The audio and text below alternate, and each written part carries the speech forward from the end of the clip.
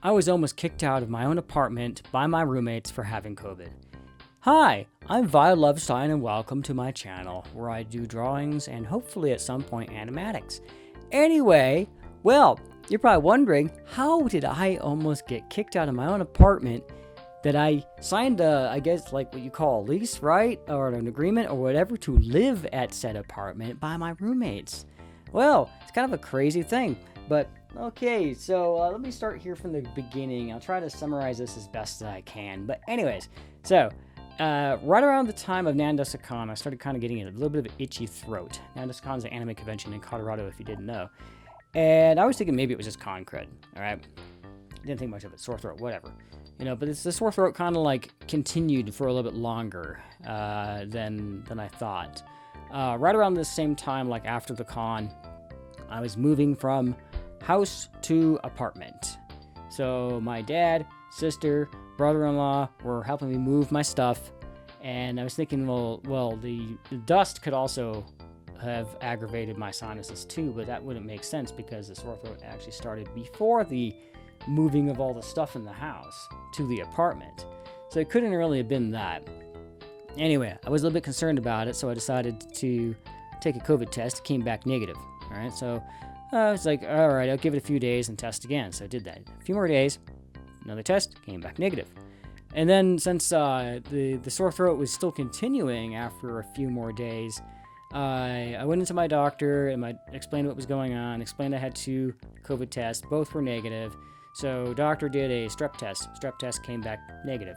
So doctor figured, all right, yeah, you're probably fine. I wouldn't worry about it. And I don't think you have COVID either because you did 2 tests. They were both negative, and it's already been like over a week since your symptoms started. So they figured it was probably just, some sinus irritation, drainage that was causing my throat to kind of like get irritated as well too. And so that following day, on the following weekend, I spent some time with a really good friend going to the grand reopening of a library that had been under a remodel, and it took a long time to get the remodel done. So they kind of like did this big presentation about like the history behind the library and the neighborhood in the area.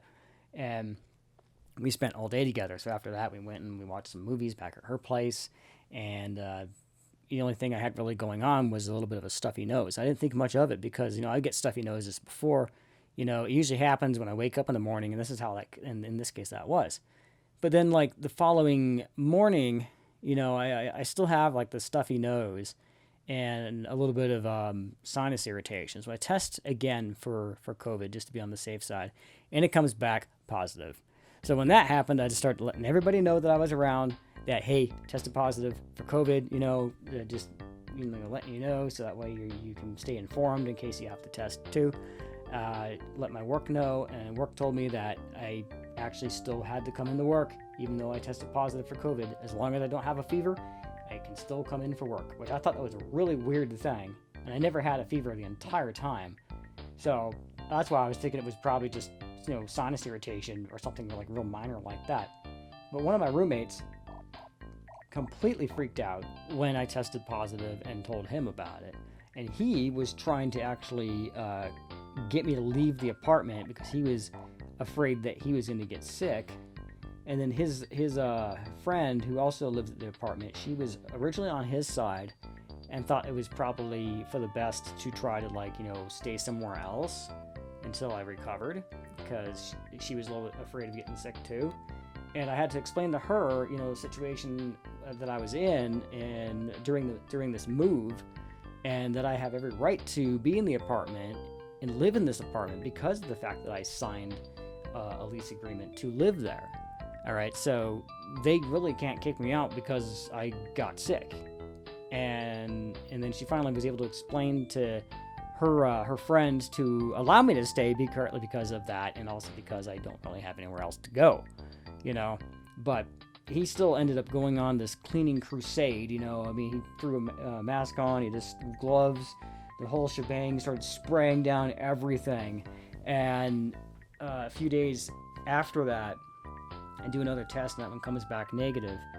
So a lot of us are thinking like what happened was I may have gotten a false positive in there, or I did have it. It just wasn't showing up. I recovered, because sometimes you can still test positive for COVID after you've recovered. And then that's what happened, because nobody else I was around got sick. Nobody. All right. And the one guy who panicked the most about it, though, he did get sick with something. I don't think it was COVID, because he also tested positive. Sorry. He also tested negative. So it's possible that he got something else. But he was coughing for a few days, so that's why he finally tested, and it came back negative as well. But it's kind of more ironic when you think about it, that the person who panics the most about it is the one who gets sick. Because nobody else that I was around got sick, and nobody else that I know of panicked as much as this guy did. So it's kind of strange, isn't it? You know, it's interesting how the universe works in mysterious ways when it comes to karma. You know, and my first thought when I found out that he got sick with something was, okay, well, he's sick, so why don't we kick him out of the apartment so that way he doesn't get the rest of us sick? You know, I almost felt like throwing it back on him. The other really insane thing that he tried to do too, when I was, you know, I guess in the recovery period after that, was he tries to act like he's the overbearing parent, right? So I come back to the apartment after work, and I have my mask on, and he has his mask on, because I start to open the door, and he's like, "Oh, who is it?" You know, and I'm just like, you know, just tell him that I'm there, you know, and then he like opens the door up wider, and he says to me, "Go to your room and stay there."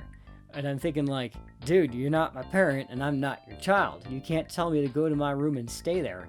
And the other really funny thing too is he's saying that to me, and I'm the one who's older than him.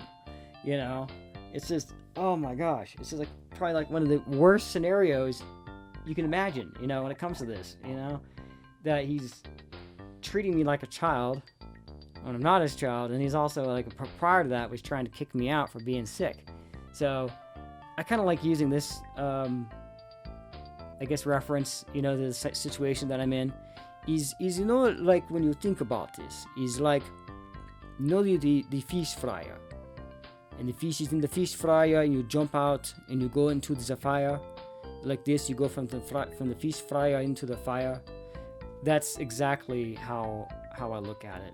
You know, I went from bad to worse, or from worse to bad. You know, it's basically it's pretty much like, I guess, like a catch-22. It's like, you know, damned if you do, damned if you don't kind of situation. It's like, oh man, you know. So right now I'm trying to find, like, you know, better accommodations, you know, that I can move in with somebody else, or just try to find an inexpensive place that I can just get by myself, you know, so I don't have to go through this again. And there's more. There's so much more, you know, that I'll elaborate in another video in the future, because this is going to be a progressing thing with the situation with the apartment. Not because of the whole getting sick and almost getting kicked out, but the disrespect and the discourtesy, especially making tons of noise at night when I'm trying to sleep, because I get up early in the morning, and the one guy who lives at this apartment, you know, he'll stay up all night, like watching Netflix and stuff, and the walls in this apartment are so thin, sound just resonates through them like a resonating chamber. You know, it's like, oh man. And you know, most people would say, like, you know, you could just wear earplugs. I don't like wearing earplugs when I'm sleeping, because then I can't hear my alarm go off, and it's also somewhat distracting too, because it just feel weird in your ears when you're trying to sleep. But anyways, so I hope you have a good one. This has been Vi, and I hope you enjoy watching my videos. I'm going to be doing more animatic videos and try to do like Storytime animatic videos in the future. So I might be doing only like one upload a month versus the 2 uploads a month I've been doing with the Storytime videos. So if you want me to try to do more animatic style videos, let me know in the comments. Give me some of your feedback. If you want me to continue doing the drawing videos with the commentary as well, I can do that. But I really would like to try to get more toward animatic Storytime type videos. Anyways, this has been Vi Lovestein. And as always, like, subscribe if you're not subscribed already. Leave me a comment. There's a Patreon set up now too. If you want to go check that out, I'll have a link below for that. And yeah, stay safe as always. And until next time, I will see you later. Bye.